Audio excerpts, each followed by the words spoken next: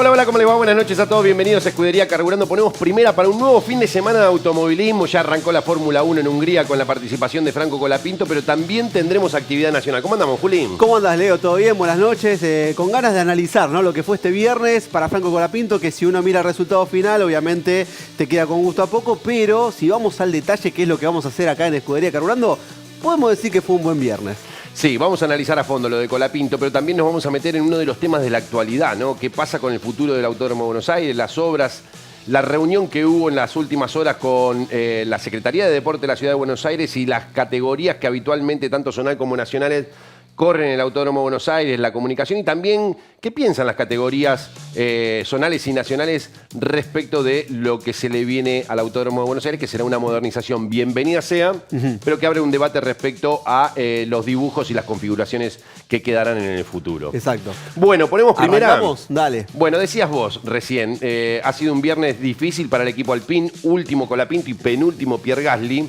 Esto de que en un circuito trabado donde necesiten menos de la velocidad final porque la carencia del motor en Renault supuestamente se iba a camuflar en un circuito trabado, no se cumple, porque Claro, evidentemente para el equipo Alpine también les es difícil negociar las curvas de baja velocidad, ¿no? Sí, además en un circuito muy corto, de una vuelta que es más o menos de 1 minuto 20, se va a ver una clasificación que va a ser muy apretada, como se viene dando también en los últimos grandes premios de la Fórmula 1, pero donde se nota que Alpine está un pasito por detrás del resto. Y esto genera preocupación. Pero antes vamos a repasar cómo ha quedado el primer día de actividad. Hubo práctica 1 y práctica 2, donde ha quedado en lo más rápido Lando Norris. Necesita cortarle a su compañero de equipo Lando Norris, que ha sido, ahí tenemos el clasificador de la primera práctica. Exacto. En la segunda práctica, bueno, también tenemos el dominio de los McLaren, con Charles Leclerc también. Y después lo que mencionábamos, ¿no? Esto es lo que quedó en la práctica 1 y esto en la práctica 2, ¿no? Manteniendo el Lando Norris y Oscar Piastri adelante con Charles Leclerc, los tres primeros inamovibles, pero fíjense después las diferencias grandes que aparecen. Alonso, que se subió solo en la práctica 2, en la 1 lo hizo Drugovich. Y después de ahí para abajo se compacta un poco más, las diferencias son más exiguas, por lo que la clasificación será muy importante en el día de mañana, porque probablemente las posiciones de largada en un circuito donde la posición en la que largás determina mucho, se definirán por solo décimas. Y allá en el fondo aparecen Pierre Gasly por delante de Franco Colapinto. Claro, yo estoy pensando un poquito en lo que va a ser esto, ¿no? El puesto 15, que va a ser el que permita avanzar a la Q2, que por ahora se le está dando a Gasly en las últimas carreras y lamentablemente a Colapinto no. Bueno, ¿por qué decimos que este ha sido uno de los mejores viernes de Colapinto en lo que es su era Alpine? Porque realmente así lo muestran los números y se lo vamos a mostrar sencillamente en esta placa, Juli. Sí, bueno, estos fueron los grandes premios que disputó hasta el momento Franco Colapinto. En Imola quedó a 474 milésimas de Gasly, en Mónaco a 978, en Barcelona a 917, en Montreal fue la diferencia más grande del viernes, a un segundo 24 milésimas. Acá después vino la única clasificación que le gana al otro día Franco a Gasly, ¿no? Claro, se recuperó, pero el viernes no había arrancado bien. Después en Austria a medio segundo, en Silverstone la mejor actuación de Colapinto un viernes a 115 milésimas, en Spa-Francorchamps a 416 y este Eso viernes fue en la clasificación para el sprint, porque tenía formato sprint Spa. Exactamente, con la SQ1 y la de hoy de Hungría a 116 milésimas, o sea que está muy parecida, Leo, a la diferencia que tenía en Silverstone. Y recordemos que en Silverstone el panorama era muy alentador porque había sido sólidamente más rápido o mejor que su compañero Pierre Gasly en circuitos completamente distintos, uno rápido como el de Silverstone, y ahora sucede algo similar en Hungría, pero la diferencia que acá están en el fondo del mar. Algo que siempre decíamos de Colapinto, que lo que debía mejorar era el margen de adaptación. Siempre se venía recuperando recién para la práctica 3 y aparecía en clasificación más sólido, pero con un viernes completamente fuera de foco, ¿no? Sobre todo en los primeros grandes premios. Y acá empezó a consolidarse en los últimos grandes premios, podemos decir, de Silverstone en adelante. Austria un poco también. En Montreal dejó el buen sabor de hacer la única clasificación que le ganó a Pierre Gasly, pero acá vemos que estando en el fondo del pelotón, lo positivo es que está muy cerca de Pierre Gasly y ya manteniéndose de manera significativa en los últimos grandes premios sin cometer errores. Exacto. Que eso es lo importante. Sí, incluso con diferencias con respecto a Gasly, que en parciales, ahora lo vamos a analizar al detalle, han sido mejores que el francés. Entonces, ilusiona eso para pensar en una buena clasificación mañana. Vamos al detalle del análisis de lo que ha sido en la práctica 1 Colapinto, con el neumático blando. Primero estaba con el neumático blando. ¿Qué pasó con los dos intentos? Pone la goma blanda, marca 17.959 y después de 2 vueltas de enfriamiento pasa por boxes y hace 17.463. Claro. Recién ahí viene las vueltas con blandas de Gasly. La pone primero Colapinto y después Gasly. ¿Qué sucede? Claro, porque Gasly había tenido un problema en el inicio de la tanda, entonces tardó más en poner la goma más blanda. Y ahí mete el 1.17.1. Sí, pero en la primera vuelta con la blanda queda detrás de Franco. Exacto, después la mejora. Enfría 2 vueltas y ahí es donde baja el tiempo de Colapinto. A los 2, recién la vuelta más rápida vino con la segunda vuelta con el neumático blando, ¿no? Exacto. ¿Qué pasa en la segunda práctica? Bueno, ahí tenemos a un Colapinto que trabajó a buscar primero el neumático medio y una vez que puso la goma blanda, hace 1.17.1 en la primer intento y después lo mejora por muy poco, con 1.17.159 milésimas. Con un parcial 1 que es más rápido, pero donde pierde mucho en el segundo. Porque vos fijate que el segundo parcial de la vuelta anterior era 27.1 y en el parcial de la vuelta hace 27.3. De su mejor vuelta pierde en el segundo parcial respecto del anterior. Es decir, acá hubiese mejorado, ¿no? Exacto. Y después el tercer parcial es muy parecido de Franco. Es muy parecido tanto el de la práctica 1 como el de la práctica 2. Acá no mejoró. Evidentemente acá con un cambio de puesta a punto. En esta segunda práctica aparentemente fue a la puesta a punto de Gasly de la primera práctica y se nota en los parciales. Nada más que acá no mejore donde debería mejorar porque Gasly ahí era más rápido y lo termina haciendo también en la práctica 2. Claro, porque era en el segundo parcial donde más le ganaba Franco Colapinto a Pierre Gasly y bueno, después tiene ese error que ahora lo vamos a ver en la segunda práctica y Gasly termina siendo 1.17.079. ¿A cuánto queda Franco ahí? A 116 milésimas. 116 milésimas. Esa es la diferencia con la que termina el primer día de actividad Colapinto de Pierre Gasly. Último y penúltimo, digamos, no deja de ser preocupante, porque es muy preocupante el rendimiento de los Alpine, pero en términos de la evaluación personal de Franco Colapinto, más allá de la preocupación lógica que tienen para el día de mañana tratar de revertir esto, pues están lejos del resto, bueno, no deja de ser un aliciente. Vamos a la siguiente placa. Sí. Que tiene que ver con el análisis de la vuelta con referencias físicas de la pista. Claro, bueno, tomamos en cuenta esto, ¿no? El mismo momento en que se abre la vuelta. Primer detalle, Gasly pone octavo un poquito antes que Franco Colapinto. Ahí fíjate esta referencia, salida de la curva 1. Podemos tomar acá de referencia, acá está un poquito más adelante, podemos decir Colapinto que Gasly. Final del sector 1, muy parejos los dos. Colapinto y Gasly, antes de llegar a esa curva 4, que es a la izquierda. Y fíjate esto, ingreso a la chicana, acá incluso está un poco mejor Franco que Gasly.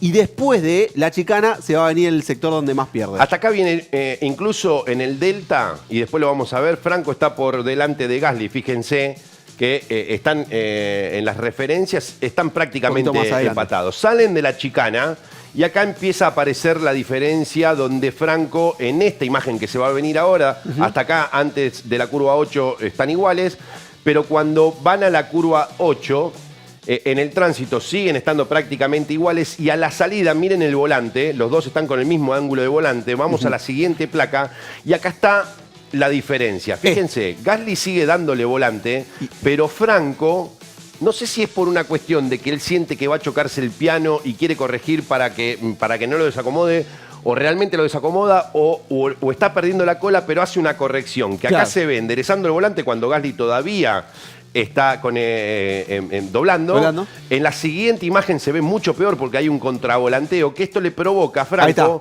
tener que levantar. Claro. Se escucha claramente en la cámara a bordo cómo él tiene que levantar cuando Gasly está con el pedal siempre subiendo en la aceleración. Y esta es la última parte. Sí, la última curva, con radios bien claros, Leo. Fíjate cómo lo hace Colapinto a esta altura de la curva y cómo lo hace Gasly, bien pegado a la cuerda.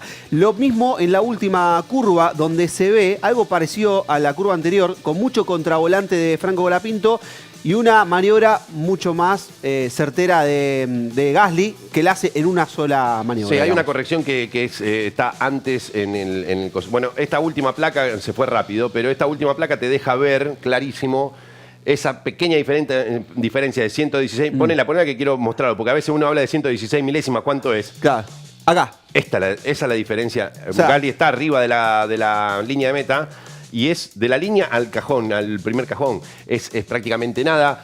Diferencias que probablemente haya sido de precisión de maniobra de Franco, porque ahora lo vamos a ver en la telemetría, donde se nota que a partir de ese enlazado de curva 8, 9 y después 10 y 11, Franco, de estar con el delta a su favor, pasa a estar por debajo, ¿no? Claro. Empieza a perder ahí. Porque esa maniobra errática que tiene, donde tiene que corregir y levantar, vamos a la telemetría cuando puedan, chicos. Ahí empieza a desfasarlo a él, en tener que perdonarle el acelerador para irse de pista, que es, fíjense, acá se ve hasta claro. acá vienen empatados, Sí. acá viene todo a favor de Franco, todo a favor de Franco, acá es la zona de la 8. A partir de acá, curva 8, 9, Ya empieza a ganar. que ahora lo vamos a mostrar acá, es donde empieza a perder, equipara sobre el final y en la última curva hace esa diferencia por lo que decía Juli. Y acá se ve claramente cómo él, en diferentes, más allá de algunas cuestiones, por ejemplo, acá Franco desacelera más tarda más en acelerar que Gasly, digamos, la mínima es más baja, algunas correcciones, pero acá es donde se nota, ¿no? Que cuando hace esa diferencia del contravolanteo, tiene que desacelerar, tarda más en acelerar y eso lo condena en las dos curvas siguientes que son entrelazadas. Claro, esta es la 8, después viene la 9, la 10 y la 11, que es una curva que se hace a la derecha levantando a penitas. Y hoy lo vimos incluso con el acelerador. Quizá ahí donde Gasly levanta un poquito menos que Franco, también le puede hacer esta diferencia. Y bueno, después lo que veíamos... Después está prácticamente parecido, claro, ¿no? Tiene unas mínimas más abajo. La última curva. En la última curva, que es lo que mencionabas, pero digo, curva 8 y 9 es la que termina marcando la diferencia, que es el cierre del parcial 2, donde Franco se destacaba sobre Gasly y sin embargo eso lo termina condenando para quedar a nada, claro. A nada cuando venían siendo vueltas prácticamente calcadas de los dos. ¿Qué quiere decir esto? Que mañana, primero, tienen que trabajar, deben haber trabajado mucho en la noche, para tratar de encontrar el porqué la falta de grip. Pareció que el auto incluso estaba sobrevirante, más allá de algunas correcciones que parecía que seguía estando con esa tendencia cola-trompa, pero sí, más que nada parecía que le costaba meter la trompa al auto. Y que sea más ágil, ¿no? Sí. Más ágil, porque vos ves otros autos que están... que hacen la maniobra limpia y a ellos les cuesta mucho más. Vamos a lo que es el aspecto positivo de todo esto, que si mañana meten una vuelta rápida de clasificación, atentos porque Franco Colapinto hizo muy buen ritmo muy buenos stints de carrera. Exacto. Miren qué nombres. Lando Norris, Oscar Piastri, Nico Hülkenberg, Charles Leclerc y Franco Colapinto en el quinto lugar. Estos son los promedios del ritmo con goma media de la segunda práctica libre, donde le da un promedio de 1.22.3.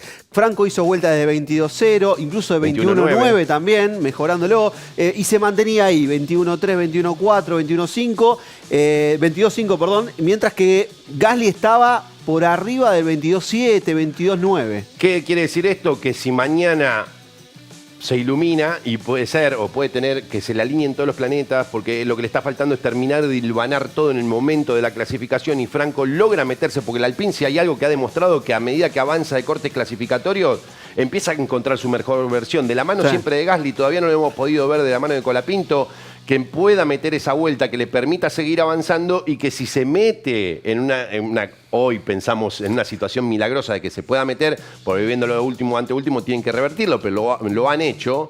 Si se puede meter en un pelotón de los top 10, atentos porque en un circuito donde es difícil superarse, tiene buen ritmo.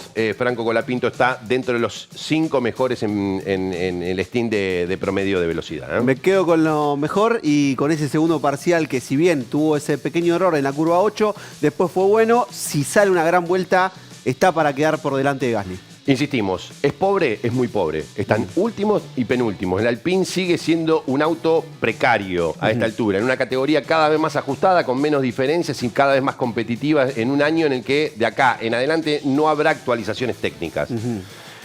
y eso se va a padecer de acá hasta fin de año. Pero lo de Franco Colapinto sigue siendo de menor a mayor, se sigue achicando la brecha con su compañero y experimentado Pierre Gasly. Pausa y cuando vengamos nos vamos a meter en un tema de actualidad, el tema que, bueno, nos tiene a todos pendientes. El futuro del Autódromo de Buenos Aires. Las categorías se reunieron con la Secretaría de Deportes de la Ciudad de Buenos Aires. Se empaparon de las obras y vamos a charlar con varios presidentes de estas categorías para conocer el punto de vista. Pausa y ya venimos.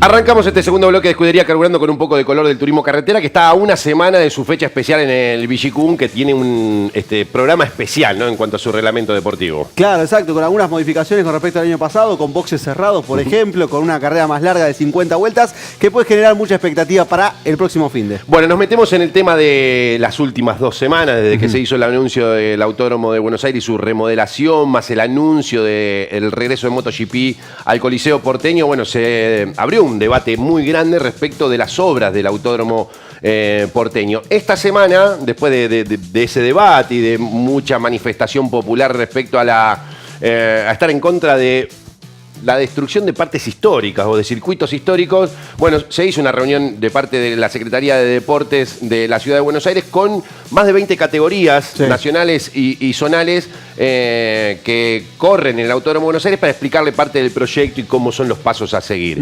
Habló Gabriel Furlan, uno de los presentes en representación del TC2000 y del Top Race, sobre la reunión con el secretario de Deportes, Fabián Turnes, y esto es lo que comentaba. Mirá.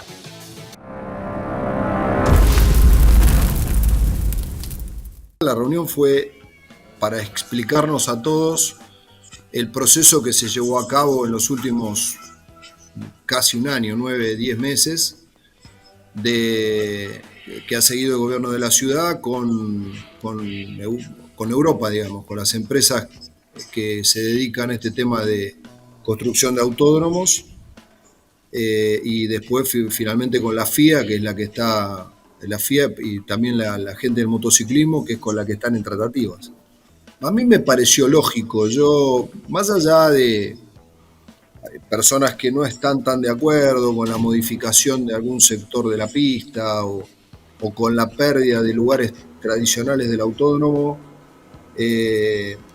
yo me inclino a pensar por el lado del progreso, por el lado de que finalmente estamos en la puerta de una inversión importante dentro del Autódromo porteño que le hace muchísima falta. Desde el año 94, cuando vino la Fórmula 1, que no ha habido más obras de envergadura dentro del autódromo, y claramente si no se hace algo en este sentido, el autódromo va a quedar absolutamente obsoleto, desactualizado, y en esa línea lo vamos a terminar perdiendo. Tener un autódromo de grado 1 en el país no es poca cosa. y hay que entender que el Mundial de Motociclismo va a venir una vez por año, ojalá una vez por año venga la Fórmula 1 y los otros no sé cuántos fines de semana el autódromo va a ser explotado por las categorías nacionales y zonales, así que para mí es una muy buena noticia. Yo creo que el gobierno de la ciudad ha hecho bien en trabajar de manera directa con la FIA y con la Federación Internacional de Motociclismo, porque finalmente son ellos los que terminan decidiendo. Pero, desde mi punto de vista, le faltó una pata a la mesa, que es la CDA del ACA, que debería ser ella quien vea si en ese proyecto queda de alguna manera contemplado opciones para el automovilismo nacional. Hasta principios de noviembre se puede usar el autódromo, ya después de ahí se cierra. Este tiempo tiene que ver con los procesos licitatorios que está llevando a cabo la ciudad ahora para iniciar las obras, y bueno, las obras van a arrancar a mediados de fines de noviembre. Ya el autódromo va a entrar en obra por un plazo no menor a 1 año. Bueno, importante poder escucharlo a Gabriel Furlan, sí, de parte de Top Race y TC2000, en esta reunión.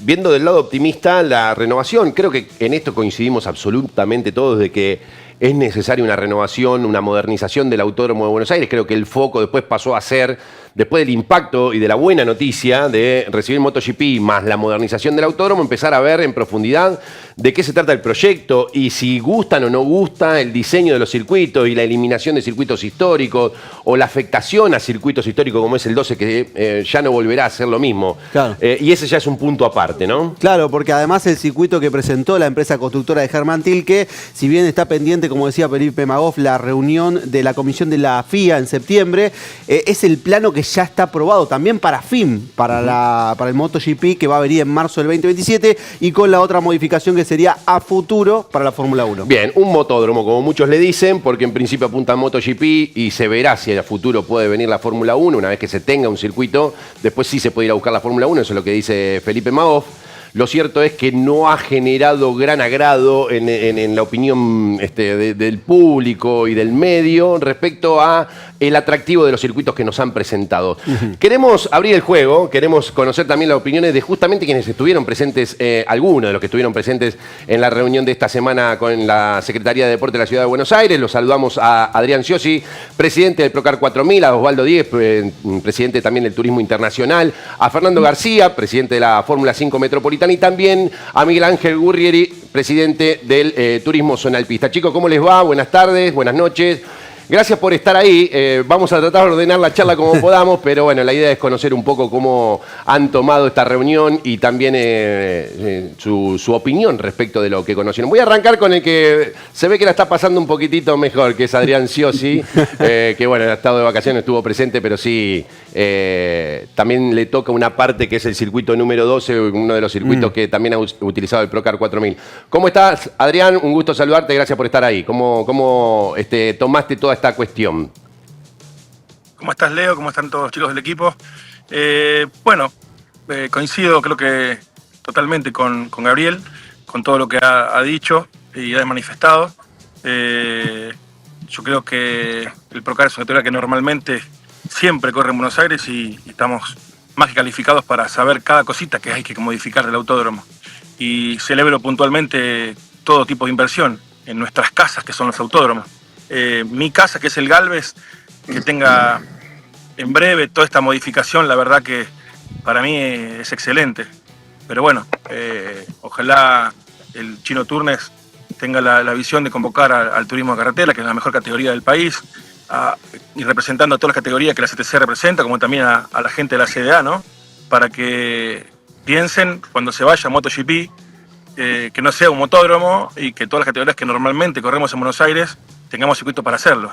Independientemente de lo personal, ¿no? Lo que ha pasado con el turismo carretera, con el cambio de autos, que uno de la década del 90, viendo la Chevy, el Falcon, el Torino, Minervino, Traverso, qué sé yo, todos los que han representado la Chevy, el Falcon, el Torino, hoy no están y te agarra un poco de nostalgia.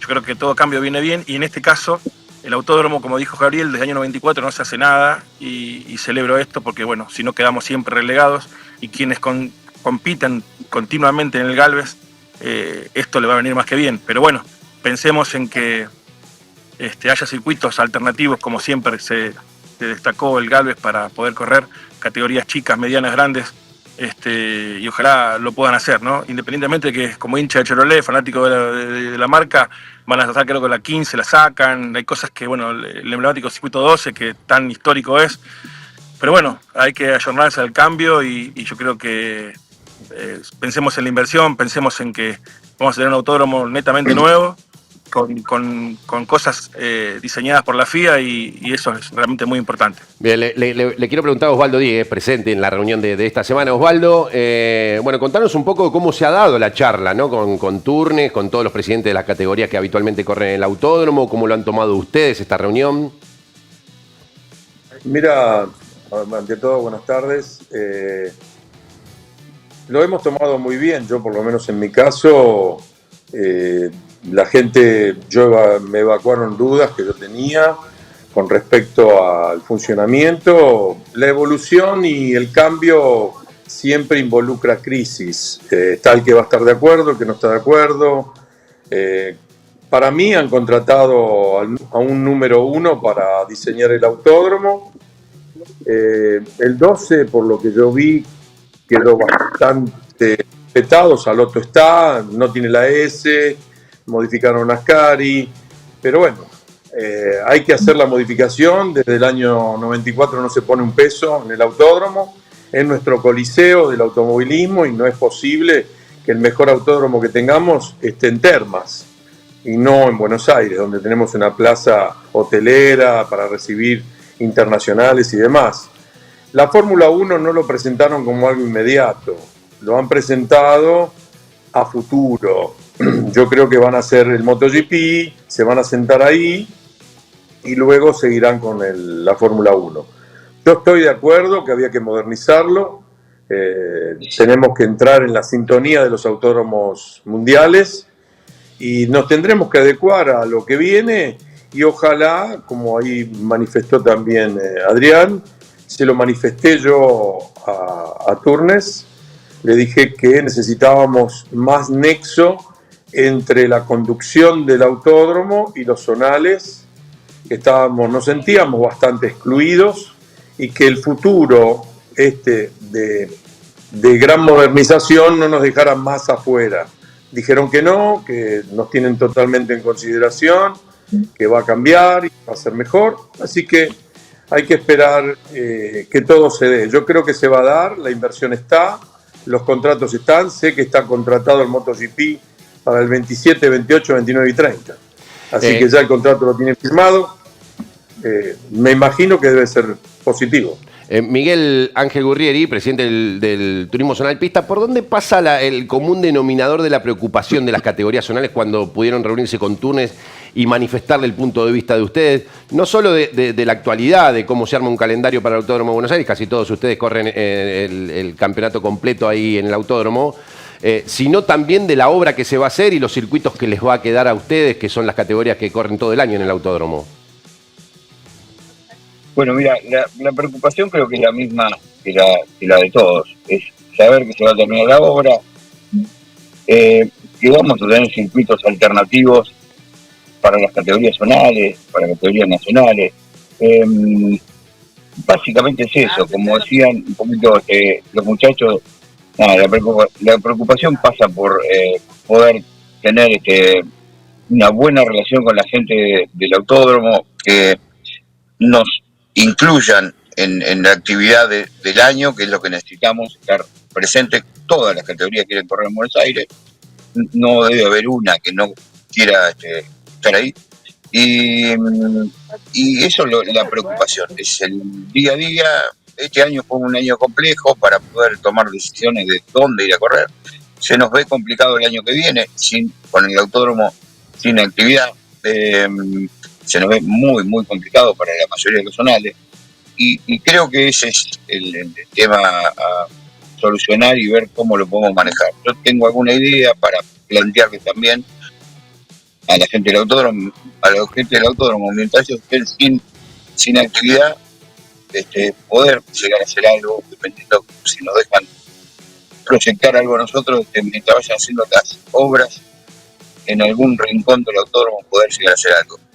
Lo planteé, me voy a reunir la semana que viene. No sé cómo lo van a tomar, no sé si se va a poder hacer, pero es una preocupación para el año que viene, para todos los zonales no puede estar presente. En sí la obra al autódromo le viene bárbaro, porque obviamente necesita una renovación.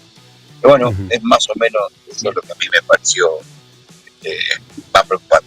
Bien, en caso de Fernando García, presidente de la Fórmula 5 Metropolitana, ¿cuál es tu visión de lo que fue esta reunión que se realizó en esta semana y sobre todo las implicancias que tiene para tu categoría? Bueno, ¿qué tal? Buenas tardes a todos.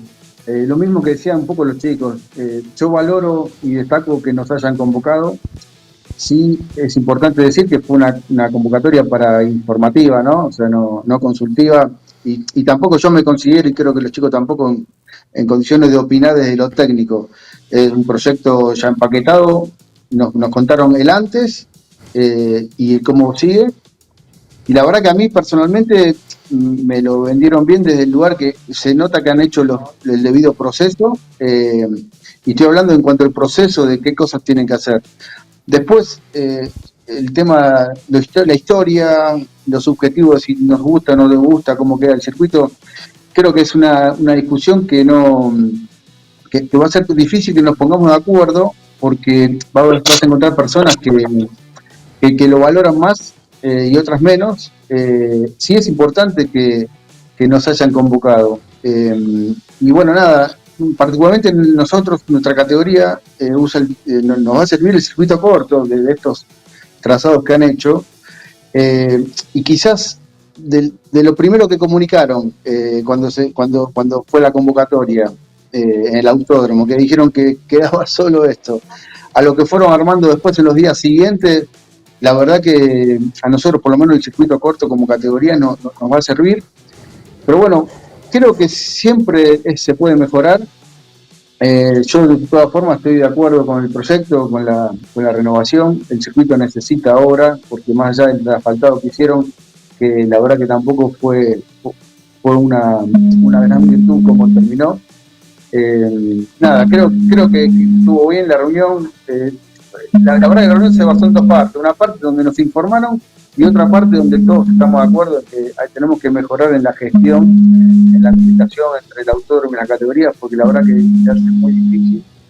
Y bueno, como decía ahí Osvaldo, se han comprometido que vamos a poder trabajar mejor, con mayor predictibilidad y bueno, apostando a que eso sea. Así que nada, estamos de este lado para apoyar y viendo a ver de qué forma se va a ir cumplimentando todo esto que han manifestado, la partida presupuestaria, etcétera, etcétera, ¿no? Bien, por lo que veo están más de acuerdo con la renovación que preocupados en sí por los dibujos y los circuitos. El Autódromo de Buenos Aires ha sido uno de los circuitos más importantes y es uno de los más emblemáticos a lo largo de la historia del automovilismo mundial. Incluso hay pocos con tanta historia como el Autódromo de Buenos Aires en el mundo.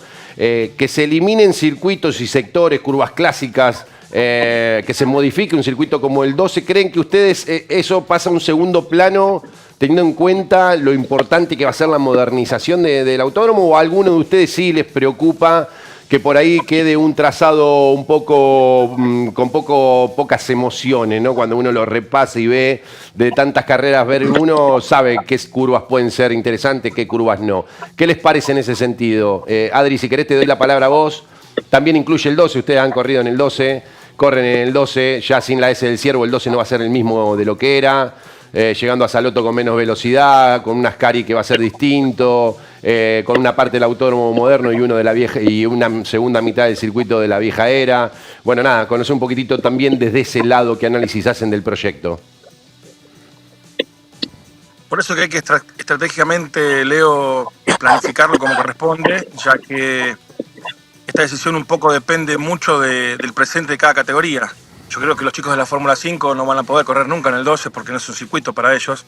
Y yo largando 30, y como lo ve, carburando normalmente en cada fecha, con 35, 40 autos de la clase A o clase B, en una largada circuito 8, ya nos quedaba un poco chico. Entonces, la idea de correr en Buenos Aires siempre era apuntar al circuito 12 por la distancia, por lo grande que es el circuito, por los lugares de sobrepaso. El circuito 9 tiene un curvón tenía un curbón muy complicado, y ante un despiste de uno salía del curbón uno y levantaba tierra, y los autos que venían atrás no veían, la entrada al cajón. Eran circuitos que ya para el Procar 4000 quizás quedaba como chico. Quizás otra categoría de FIA 600 con un parque de 20 autos que es más que bueno, quizás le va bárbaro, le calza justo el 8 o el 9. Es por eso que la preocupación personal mía es para una categoría como el turismo de carretera, una categoría como el Top Race, una categoría como el Procar 4000, como el turismo internacional, en este caso la clase Super, que son autos grandes, de gran potencia, y si tienen mucha cantidad de autos, ¿dónde correr, ¿no? Pero bueno, me imagino que el Turnes y todo su equipo, como también la gente que lo está diagramando, diseñando, están evaluando, ¿no? Cuando se vaya a MotoGP, hacer un autódromo para que el TC vaya, para que todas las categorías de muchos autos puedan correr en un circuito que se puedan pasar y que no haya muchos despistes, choques y con esto mucho pescar y carreras aburridas, ¿no?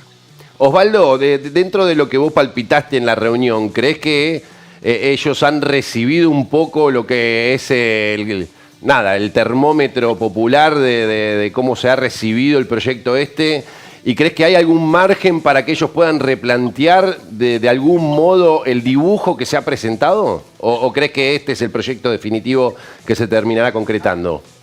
Y además saber tu punto de vista también del dibujo, ¿no? Bueno, yo te puedo decir que mi opinión personal, no es lo que han esbozado ellos. Como dijo recién Fernando, ellos nos dieron el tema concluido, nos informaron, no nos consultaron. Así que no creo que hagan consulta. Por lo que veo, lo que dice Tilke es lo que van a hacer. Ahí me enteré que la empresa dueña de Fórmula 1 compró el 85% del MotoGP. Eso quiere decir que negocian con un solo dueño de evento, que sería Liberty. Ahí Liberty le impone ciertas condiciones y esas condiciones son Tilke. No creo que vayan a hacer ninguna modificación. Sí creo que respetaron, por todas las opiniones, mantener un pedazo del 12. Con modificaciones, pero no sé, ahí eso Adrián tiene más evaluación porque lo usa mucho más.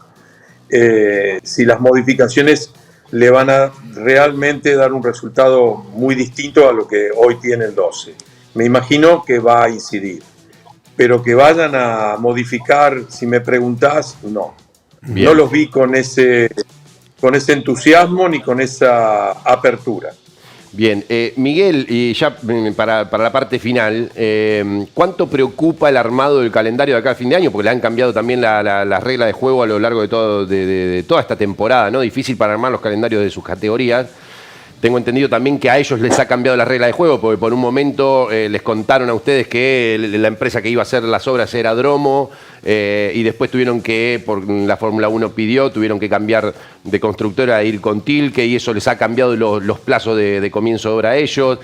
¿Cuánto les preocupa a ustedes esto, ¿no? De cómo se arma de acá hasta que empiecen las obras, los calendarios de ustedes? Los calendarios fueron complicados desde enero, porque esto iba a cerrar en diciembre, iba a cerrar en enero, febrero, marzo, y así lo fueron corriendo. Hubo que ir modificando. Por suerte logramos algunas fechas en Buenos Aires.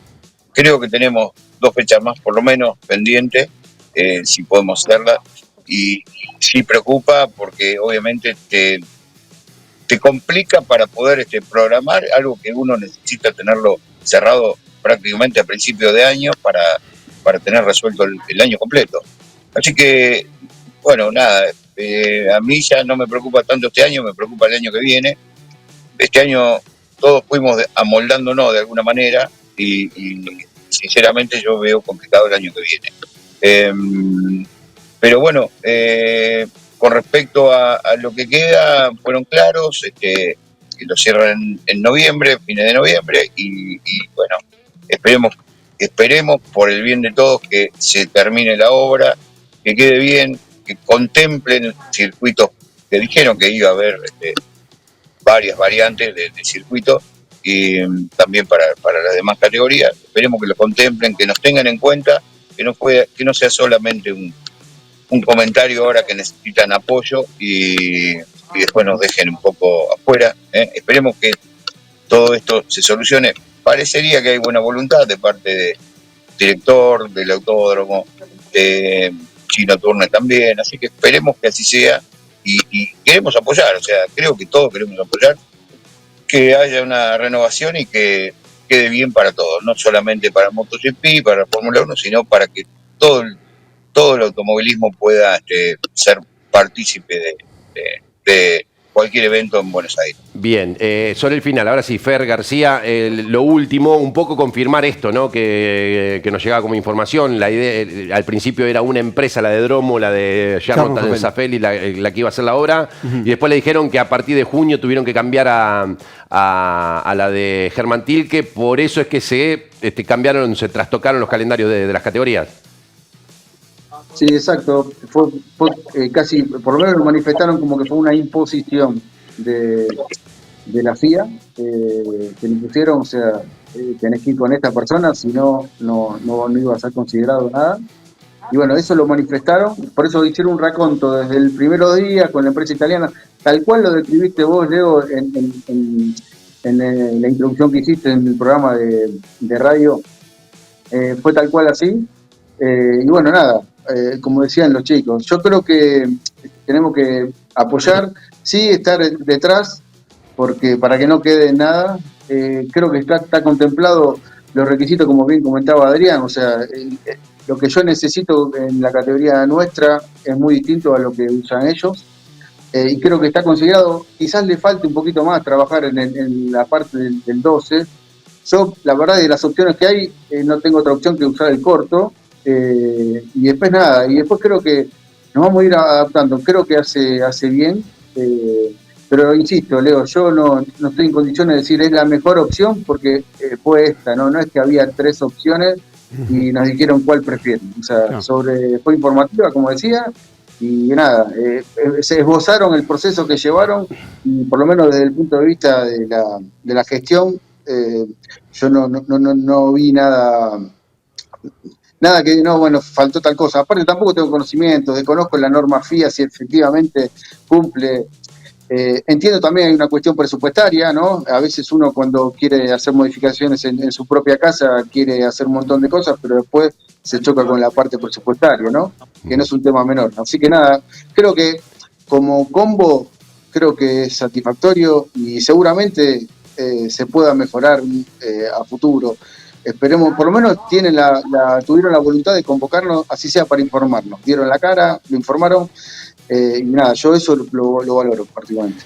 Chicos, Osvaldo, Fernando, Adrián, Miguel, gracias por haber estado. Valoramos mucho también el aporte que nos hacen ustedes de la posición de las categorías, que en definitiva son los que le dan vida al Autódromo de Buenos Aires. Abrazo grande y seguiremos en contacto. Gracias. Dale, Leo, déjame para redondear, por último, felicitar a Fabián Turnes por haber logrado, estando a cargo de esta gestión, haber logrado esto, porque esto lo venimos buscando hace un montón, por más que nos guste o no nos gusten ciertos circuitos, más corto, más largo, menos circuito más, que la 15 sí, la 15 no, pero celebro que la gestión esta del autódromo haya conseguido esto, que no es poca cosa, y que podamos tener a partir de ahora un autódromo como todos los fierreros de la Argentina nos merecemos. Espectacular, Adri. Abrazo para todos. Bueno, y creo que nos quedamos todos también con este comentario final que hacía Adrián, ¿no? Todos estamos muy contentos de que se haya llegado a tomar la decisión de lo que fue el inicio en aquel 2017, ir a la legislatura porteña para la puesta en valor del Autódromo de Buenos Aires. Eso se va a concretar. Después las formas las podemos discutir, nos puede gustar más o menos. Sí. Todos estamos a favor, y esto es importante que quede claro, que todos estamos a favor de la puesta en valor, la modernización y de que entre al mundo el automovilismo grande, el Autódromo de Buenos Aires, que tiene tanta historia como muchos circuitos emblemáticos del mundo. Pausa y ya seguimos con Escudería Carburando.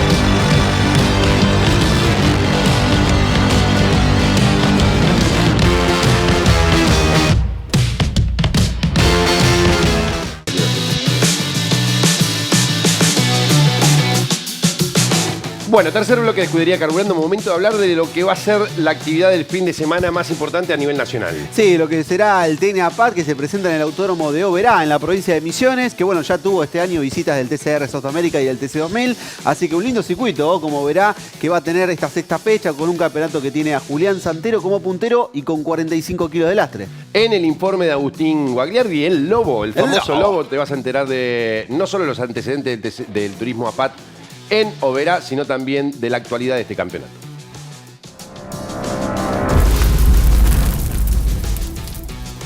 El TN APAT regresa este fin de semana al Autódromo de Oberá y repasamos los principales antecedentes de la categoría. En el año 2012, en el retorno justamente al circuito misionero para la clase 3, tenía largando adelante Manuel Moriatis e Ignacio Char.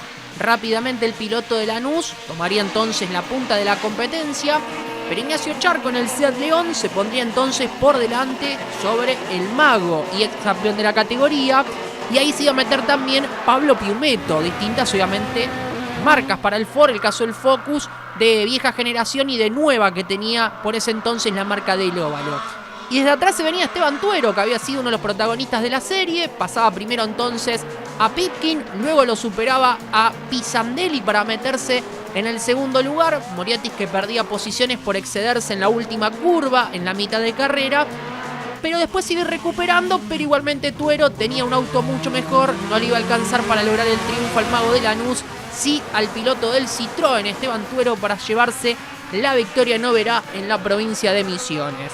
Segundo justamente finalizó Pisandelli y tercero Emanuel Moriatis, por lo menos salvando el fin de semana. Y Piumetto, que obviamente venía ganando en ese momento, terminó en el cuarto lugar. Año 2019, largaban adelante Lionel Pernía y Carlos Sokulovich, el piloto prácticamente que corre de local, un auto de Pernía que lo utiliza Plasevchek, que va a estar ausente este fin de semana en el equipo de Walter Alifraco, y Julián Santero, que largaba desde el cuarto lugar, ya se metía en la segunda posición. Un exceso que iba a tener aquí Carlos Sokulovich, se iba afuera y pegaba contra el talud del lado externo, abandonaba la prueba. Lo mismo le iba a pasar en la temporada 2024 en la última edición. Santero, que lo superaba a Lionel Pernía, ya se metía entonces en la punta de la competencia, empezaba a comandar la prueba. Y atrás la pelea entre Jerónimo Tetti, también estaba Adrián Percas y Leo Carducci, que justamente el de Villalonga va a terminar tocando a Carducci, va a terminar fuera de carrera, pero rápidamente iba a empezar el fuego. Igual los bomberos llegaron bastante rápido para apagar el incendio que se estaba generando sobre el Ford de Leo Carducci. Triunfo de Santero, segundo Lionel Pernía, tercero Rudy Bunciac, que hasta ahora, de los últimos años, es el único misionero en subirse al podio. Y la última edición, año 2024, también el 4 de agosto, largaban adelante Julián Santero y Santiago Mayo. Atrás venía Leo Pernía, que ya se metía entonces en la discusión por la victoria, y después esta carrera iba a estar marcada por el toque de Pernía sobre Julián Santero, que lo va a dejar obviamente muy dañado el tren trasero del piloto mendocino. Afuera había una bandera amarilla porque estaba Carlos Javier Merlo, que había roto el motor y por eso había baja adherencia en pista, y justamente van a ver la camioneta de rescate que estaba sacando al auto de Merlo, y aquí va a recibir el toque final Santero, que después va a ser sanción para Pernía con la exclusión, más otras situaciones que han pasado luego de esta fecha de Oberá. La sanción de la CAF, que Pernía lo ha prohibido para disputar las distintas categorías de la ACTC en los últimos años. Lo superaba Mayo, pero la exclusión ya estaba hecha por parte de los comisarios. Triunfo entonces de Santiago Mayo, que estará ausente este fin de semana junto a su hermano Manuel Mayo. Segundo Jorge Barrio y tercero Germán Todini. Un Mayo que fue la temporada pasada uno de los pilotos que más triunfos logró, pero lamentablemente la falta de resultados y de regularidad en esa temporada no lo tuvieron como protagonista del torneo. En el campeonato así llega para esta fecha Santero 216 puntos, Tetti 159, Barrio 157, Lugón 146, Domenech 132, y los 10 primeros los completan Ursera, Gassman, Muñoz Marchesi, Tiago Martínez y el ausente Manuel Mayo. Y llegó el ranking, y como Marcelito Mercado está vacacionando, yo, Maxi García, te lo voy a estar contando. Arrancamos con Olguita, salió Tacuarí a ver el accidente y terminó dando vuelta entre las plantas. Y el amigo Tello, paseando por las calles de Buenos Aires, casi termina con la capocha abajo del taxi. Y ahora, Paredes en Boca, enredado con los perros. Flor de porrazo te pegaste, amigo. Mejor arrancamos con el ranking. El puesto número 5 es para el TC Mouras, que corrió en el Autódromo de La Plata, y el que tuvo un domingo complicado fue Gustavo Tadei. Perdió la posición, el control de la Chevy y terminó dando vueltas como borracho habiendo cobrado un viernes. Decime algo, Franquito. Tremendo. El puesto número 4 para la IndyCar, que corrió en Monterrey, y Kyle Kirkwood hizo de la suya. Lo terminó atendiendo a Rinus VeeKay, que terminó enredado en las gomas, con la leca, con la arena, no se sabe qué había en el costado de la pista. Marcelito Agrelo, ¿qué opinión tenés? No olvídate, un animal. El puesto número 3 es para la NASCAR Cup Series, que corrió en Indianápolis, y Christopher Bell terminó mandándose un cagadón, como dice nuestro amigo Andrés Perco, atendiéndolo a Todd Gilliland, y ambos terminaron dando vueltas en la pista. Flor de quilombo armaron. Lo cortamos al medio como un queso. El puesto número 2 es para la NASCAR Xfinity, que corrió también en Indianápolis, y Almirola, mirá, qué cagada, como las que se mandaba Almirón. Intentó chocar a Austin Hill para ganarle la posición, pero no le salió, y terminaron uno para un lado y otro para el otro, pero los dos dando vueltas, y casi termina llevándose puesto al resto también. ¡Qué locura! El puesto número 1 es para la IndyCar, que corrió en Monterrey, y mirá qué golpazo. Tiffy Simpson y Félix Rosenqvist, no se sabe quién de los dos tuvo la culpa en esta, pero lo que sí vemos es que voló tierra para todos lados y que terminaron en las gomas enterrado. Flor de porrazo. Está en las gomas y hay unas cuantas para frenar. Y el bonus track es para la MX Session, que corrió en la costa, y Eduardo Gabriel La Rosa se llevó una sorpresa. Casi le parte la cabeza. Amigo, te sacaron volando. Quedó dando vuelta y revolcado como Marchesín el otro día, y con un brazo quebrado como algunos de nuestros compañeros en Concordia. No sé quién habrá tenido más inconveniente para levantarse al otro día, si este o los chicos yendo para el autódromo. Mejor nos vamos, así pasó el ranking por Carburando. Al límite con el ranking que hiciste, con el serrucho de nuestro amigo Maxi. Claro, ahora la responsabilidad la tiene Maxi. Capo, Maxi, la rompió toda. Grande, Maxi, buenísimo el ranking. Y esperamos al muñequito, sus merecidas vacaciones. Bueno, nos vamos.